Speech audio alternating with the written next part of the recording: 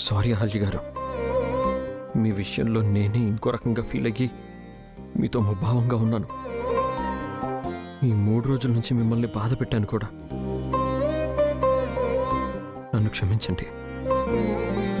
నేను మిమ్మల్ని ప్రేమించాను కాబట్టి మీరు కూడా నన్ను ప్రేమించాలి అనుకున్నాను. కానీ నా మీద మీకున్న గౌరవాన్ని నిలబెట్టుకోవడంలోనే నా గౌరవం ఉంది అని నాకు ఇప్పుడు అర్థమైంది. మీ విషయంలో నేను మీ బాధ్యతలను తీసుకున్నాను అనుకున్నాను, కానీ ఆ బాధ్యతల ముసుగులో మీ స్వేచ్ఛను కూడా తీసుకున్నాను అని నాకు ఇప్పుడు అర్థమవుతుంది. మీకు ఏది ఇష్టమో ఏది ఇష్టం లేదో నిర్ణయించుకునే హక్కు మీకుందా అహల్య గారు. మీ పట్ల బాధ్యత నెరవేర్చే హక్కు మాత్రమే నాకుంది. ఇక మీదట నేను మిమ్మల్ని ఇబ్బంది పెట్టను. ఇన్నాళ్ళు మిమ్మల్ని ఏ సంతోషానికైతే దూరం చేశానో ఆ సంతోషాన్ని నేను మీకు మళ్ళీ ఇస్తాను. మిమ్మల్ని మళ్ళీ ఆనందంగా ఉండేలా చేస్తాను.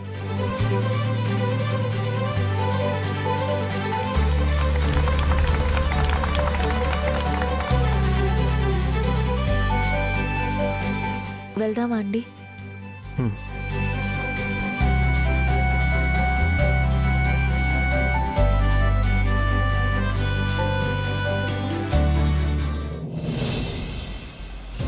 గౌతమ్ బాబు గారింటికి రాగానే అహల్య లేని టైం చూసి బామ్మగారన్న మాటల గురించి చెప్పాలి.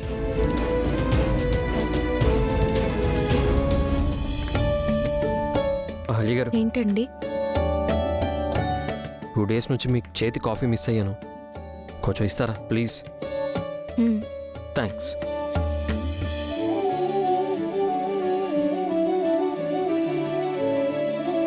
వచ్చేసావమ్మా?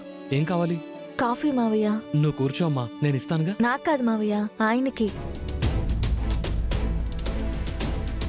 నీకెందుకమ్మా శ్రమ, నేను చేస్తానుగా. నా చేతి కాఫీ కావాలన్నారు మావయ్య.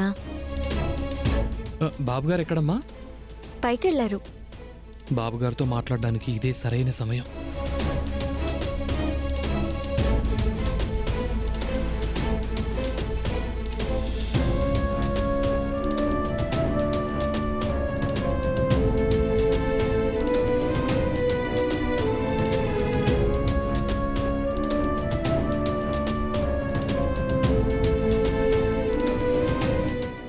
బాబుగారు,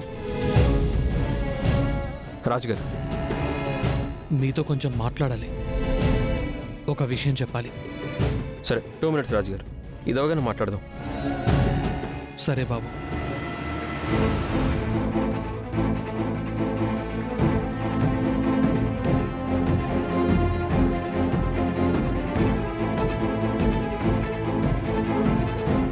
చెప్పండి రాజుగారు, ఏదో మాట్లాడాలన్నారు. అది బాబు పెద్దవిడ.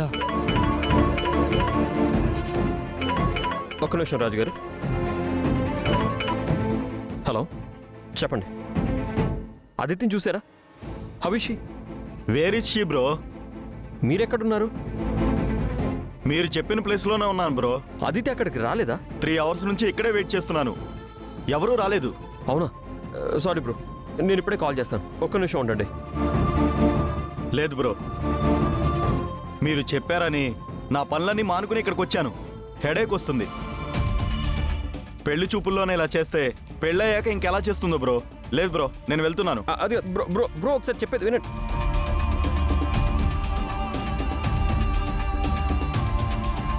ఈ అతిథికి ఏమైంది? ఎందుకు వెళ్ళలేదు? ఒక్క నిమిషం రాజుగారు.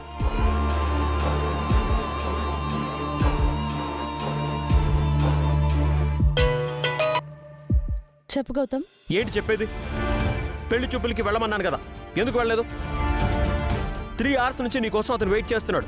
నువ్వు రాకుండా నేనెలా వెళ్తాను గౌతమ్? నేను రావడం కుదరదని నీకు చెప్పాను కదా. నా పెళ్లి విషయంలో ప్రతిదీ దగ్గరుండి చూసుకుంటాను అని చెప్పావు. ఆ మాట చెప్పి నువ్వు అహల్యతో హాస్పిటల్ అంటూ ఎక్కడికో వెళ్తే ఒంటరిగా నేనెలా పెళ్లి చూపులకు వెళ్తాను? ఇది నీ లైఫ్, నీ ఫ్యూచర్. నువ్వే రెస్పాన్సిబుల్గా ఉండాలి. నేను రాలేదని మానేయడం ఏంటి? నా లైఫ్ గురించి, నా ఫ్యూచర్ గురించి నువ్వు రెస్పాన్సిబిలిటీ తీసుకున్నావు కదా గౌతమ్. ఆ విషయం నువ్వు మర్చిపోయినా నేను మర్చిపోను. This is too much Aditi. మరి నువ్వు చిన్నపిల్లలా ప్రవర్తిస్తున్నావు. ఇప్పుడు ఫ్రీ అయితే చెప్పు, పెళ్లి చూపులకి కలిసి వెళ్దాం. అతను వెళ్ళిపోయాడు. ఓ, వెళ్ళిపోయాడా? Better luck next time. చూడు, ఇంకో డేట్ చూసి నీకు పెళ్లి చూపులు ఫిక్స్ చేస్తాను. మళ్ళీ ఇలా హ్యాండ్ ఇవ్వకు ప్లీజ్.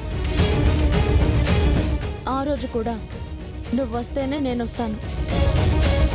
సరే, నేను వస్తాను, నువ్వు రా. ఓకే?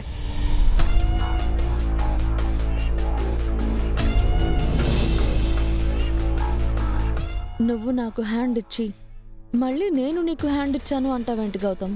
కాసేపట్లో నీకు జలకిస్తాను చూడు.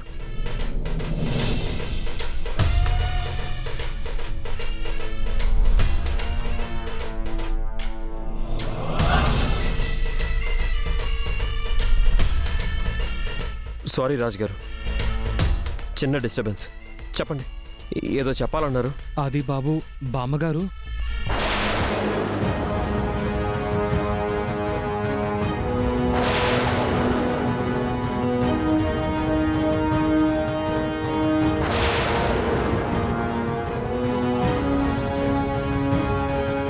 చెప్పండి రాజు గారు.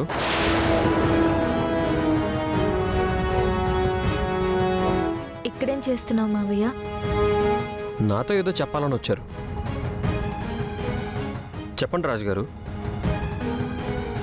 ఆయనతో ఏం చెప్పాలి మావయ్య? అది అది అమ్మా.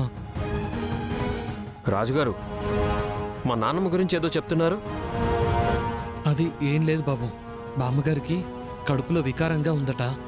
మీరు వచ్చాక మంచి టాబ్లెట్ తీసుకురమ్మని చెప్పారు. ఈ విషయం చెప్పడానికా ఇంతలా తటపటాయించారు? మా ముసలి దానికి కాఫీ టీలు ఎక్కువ ఇవ్వద్దు రాజుగారు, గ్యాస్ పట్టేసినట్టుంది.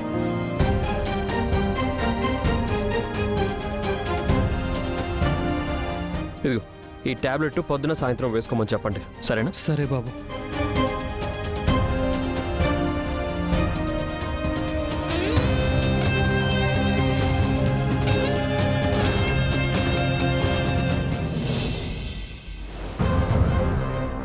ఛ, అహల్య రాకపోయి ఉంటే గౌతమ్ బాబుకి బామ్మగారి గురించి మొత్తం చెప్పేసి ఉండేవాణ్ణి. మళ్ళీ అలాంటి టైం ఎప్పుడు దొరుకుతుందో ఏంటో. రాజంకుల్, ఆకలేస్తుంది, అన్నం పెట్టరా? కూర్చో బాబు. అవును బుజ్జి బాబు, ఇందాక అందరూ అన్నం తినేటప్పుడు నువ్వు తినలేదేంటి? ఏం చేస్తాం అంకుల్, చిన్న వయసులోనే పెద్ద భారం పడిపోయింది. హోంవర్క్ ఉంది కదా, అదంతా చేసేసరికి టైం అయిపోయింది. అయ్యో, ఇంత చిన్న వయసులో నీకెన్ని కష్టాలు బాబు. నేను అదే అనుకుంటున్నాను అంకుల్.